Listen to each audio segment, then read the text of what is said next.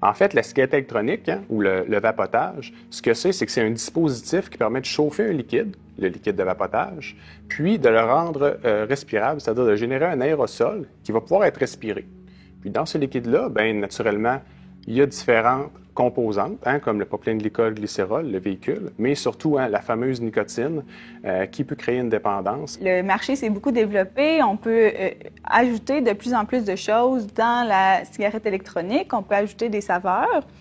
Et même, parfois, des gens utilisent des substances illicites.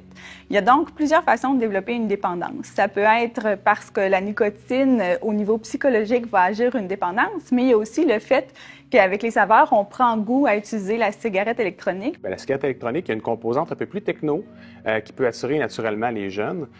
Également, ça n'a pas l'odeur de la cigarette de tabac. Les liquides de vapotage eux-mêmes, puis les émissions, ça sent extrêmement bon, avec des différentes saveurs. J'ai commencé à vapoter à cause que j'avais des amis qui vapotaient. Puis, ce qui m'a attiré, dans le fond, dans le vapotage, c'est les produits sucrés. Ça goûte les petits fruits, puis que c'est bon goût. Il y a des dispositifs qui sont discrets, les gens peuvent vapoter sans qu'on s'en rende compte.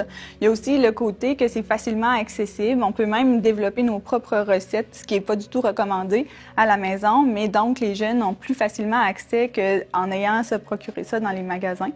Ça fait qu'il y a beaucoup de choses pour attirer les jeunes dans la cigarette électronique.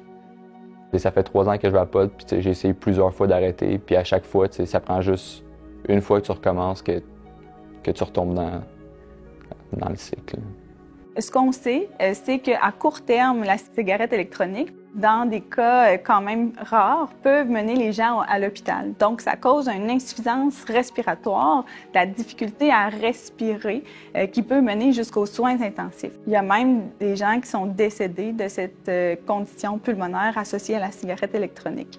Pour ce qui est des effets à plus long terme, on pense qu'il va y avoir des effets sur la santé, mais exactement lesquels, il va falloir plus de temps et plus d'études pour être en mesure de le savoir. Si quelque chose peut créer des maladies aiguës et sévères, que ça puisse créer des effets chroniques à long terme également. Je suis quelqu'un d'actif physiquement. Je m'entraîne 2 à 4 fois semaine. Puis depuis que je vapote, j'ai vu des effets sur ma capacité respiratoire. Puis mes performances ont été affectées de façon négative.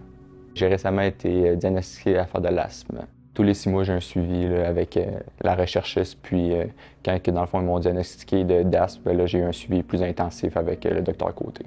À l'IUCPQ, je vous dirais qu'on a été des pionniers au sujet de la recherche sur le vapotage. On a voulu pousser un peu plus loin et vraiment aller voir ce que ça pouvait faire sur la biologie humaine, essayer de faire de la recherche translationnelle. Et c'est là que les collègues cliniciens et l'interaction avec les chercheurs fondamentaux est extrêmement forte ici. Donc, on a pu facilement développer une cohorte de recherche chez l'humain suite à nos recherches chez les animaux.